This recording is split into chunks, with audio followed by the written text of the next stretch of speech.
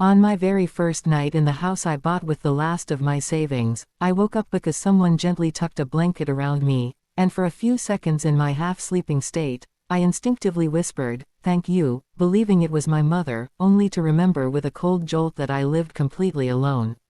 The blanket moved with a deliberate softness I could still feel on my legs, and my eyes shot open instantly, searching the dark room as my heartbeat thundered in my ears.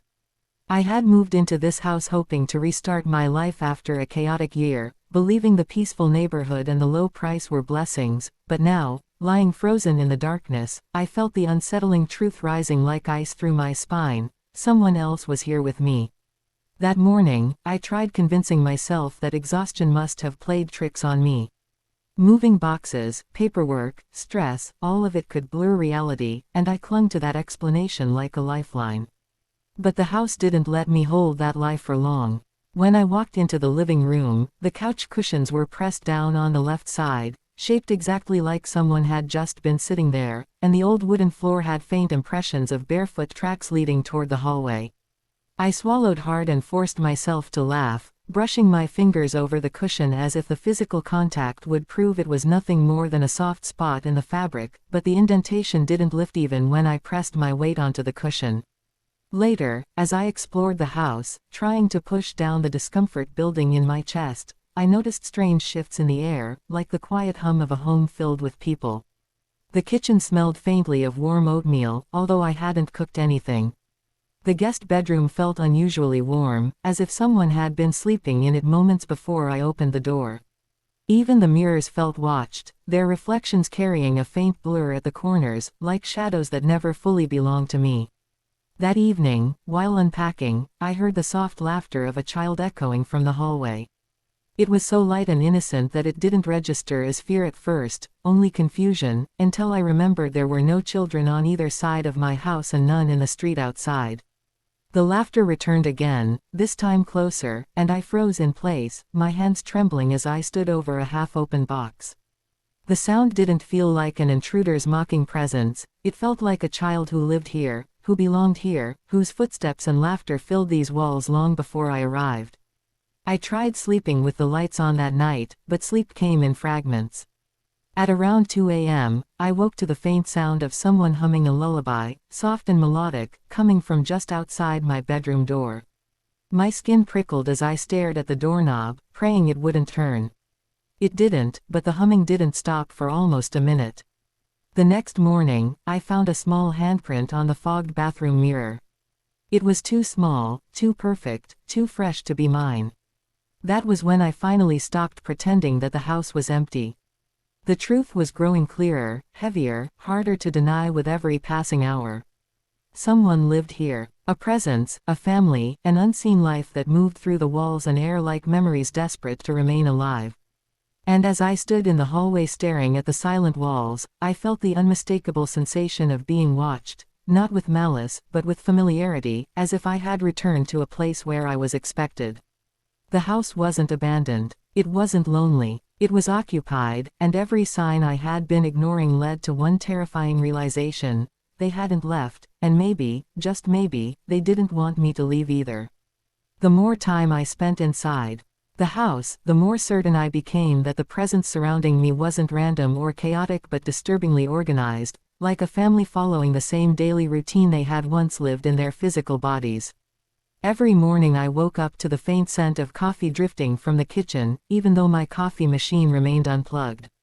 When I went downstairs, I often found one dining chair slightly pulled back as if someone had eaten breakfast there moments earlier. The rhythm of the house felt lived in, warm but unsettling, like stepping into someone else's life without permission, and everywhere I walked, I sensed the weight of unseen eyes following my movements. Sometimes it felt like a mother's gentle watchfulness, sometimes like a child's curious gaze, and other times like a father's quiet authority lingering in the corners of the rooms.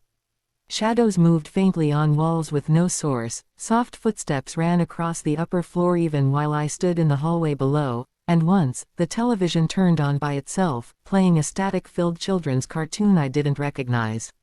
At first, fear gnawed at my chest every moment, but as the days unfolded, another strange feeling grew alongside it, A quiet sorrow, almost like the walls were grieving, like the air itself was mourning a life that had ended too abruptly.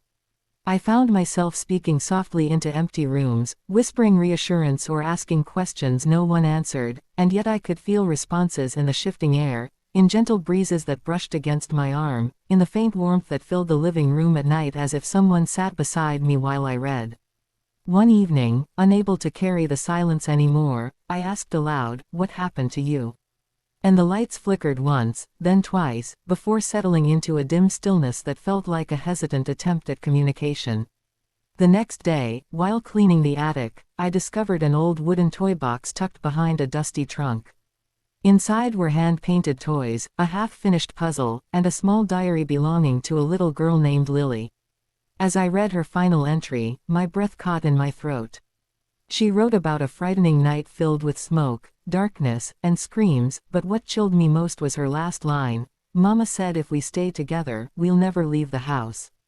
The realization struck me so sharply I dropped the diary. They hadn't moved on. They had stayed together just as Lily's mother promised, and the house had become their world, their final shelter, their eternal home. But something deeper pressed on my chest, something heavier. They weren't trying to harm me, they were trying to include me. Every blanket tucked gently around me, every warm room, every soft whisper was their way of welcoming me into their family, inviting me into a life that no longer existed in the world of the living. That night, I felt a cold hand rest softly on my shoulder as I lay in bed. Instead of screaming, I felt tears rise in my eyes because the touch felt comforting, motherly, full of a longing I hadn't felt in years. The family wasn't alive anymore, but their love remained painfully real, lingering like a heartbeat inside the walls. And as the darkness eased around me, I realized that they didn't want to replace their life, they simply didn't want to be forgotten. I whispered, "I see you," and for the first time, the air in the room felt warm with relief, like a family finally being acknowledged after years of silence. After discovering the diary in the attic, I couldn't shake the overwhelming urge to understand what truly happened to the family who once lived within these walls, because the more I tried to ignore the truth, the more the house seemed to react, lights dimming when I entered certain rooms, the air tightening like a warning whenever I approached the basement door, and soft whispers echoing faintly through the vents as though the ghosts were struggling to speak but couldn't form full words. One evening, while searching the hallway for any other clues, I found a deep scratch behind a picture frame, an old burn mark stretching across the wallpaper. Folding the edge, I saw more marks beneath, smoke stains, heat cracks, hidden behind layers of paint applied by someone desperate to erase the past.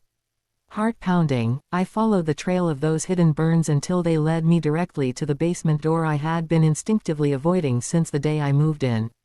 Something inside whispered a soft, pleading no, but another presence, gentler, warmer, seemed to nudge me forward as if encouraging me to finally uncover the truth.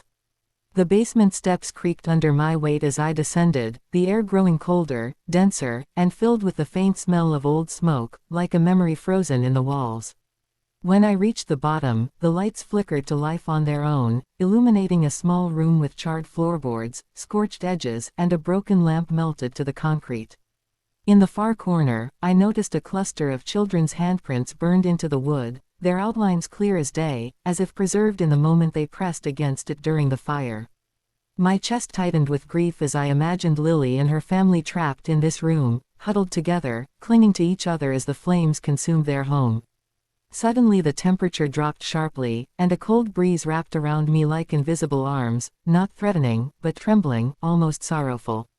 When I turned, the faint silhouettes of a woman, a man, and two children flickered behind me, transparent and dim, their faces blurred but their forms unmistakably human, and for a moment the mother's shape seemed to reach toward me, her outline shimmering with the weight of a plea. I whispered, "I'm here," unsure if I was comforting them or myself. The room responded with a sudden burst of energy, the walls groaned, the air pulsed, and the shadows brightened before collapsing into darkness, leaving me alone with an overwhelming sense of unfinished pain. I fled upstairs, breath shaking, heart pounding, but instead of fear, I felt a strange determination building inside me. This family wasn't haunting the home, they were trapped inside their final moments, unable to move past the tragedy that had stolen their lives. And for reasons I didn't yet fully understand, they had chosen me, maybe because I was alone, maybe because they sensed I could see them, or maybe because they believed I could help them find the peace they were denied. Whatever the reason, the truth was becoming painfully clear: this house wasn't cursed. It was grieving, and I was the first person to finally listen. The next day, I sat in the living room with the diary on my lap, running my fingers over the worn pages as if touching the echoes of the little girl who once wrote them, and while reading her trembling handwriting over and over again, I realized what the trapped family needed wasn't fear or exorcism, it was acknowledgement, remembrance, closure, and a final voice when their lives were stolen in silence. So, I gathered candles, sat cross-legged in the center of the house, and softly spoke to the empty rooms, telling the family I knew their story, that their suffering wasn't invisible anymore, that they didn't have to replay their final moments in the shadows any longer, and with each word, the air shifted, warmed, and vibrated with a heavy emotion I could only describe as relief. Suddenly the mother's silhouette appeared near the doorway, clearer than ever before, holding the faint outline of her daughter's hand, while the father and son formed behind them, their presence stronger, steadier, no longer flickering in fear. The room filled with a soft glow as if the house itself breathed out after years of suffocating sorrow, and the ghost stepped forward with an energy that didn't feel like haunting but like farewell. I whispered, "You are not forgotten," and with those words, their shape slowly rose like smoke drifting upward, dissolving into a warm, golden haze that filled the whole house before vanishing into absolute stillness. For the first time since I moved in, the silence felt peaceful. No footsteps, no whispers, no shadows, just quiet, healing emptiness. The house felt lighter, the air brighter, every corner washed in a serenity the family had never known in life. I stood in the center of the room, tears running freely down my cheeks, realizing that this house hadn't needed to be escaped, it needed to be understood, heard, and given the closure that life denied it. And as I walked through each room, touching the walls with gentle fingers, I felt grateful that I had been the one chosen to witness their story. In the end, I kept the diary on my nightstand, not out of fear, but out of respect, a reminder that every home has memories carved into it, some joyful, some tragic, and sometimes the only way to heal a place is to acknowledge the pain it carries. The moral of what I learned in that house still stays with me. When we take the time to understand someone's suffering, whether they are living or long gone, we become the light that guides them out of darkness, and sometimes the greatest act of courage is simply choosing to listen.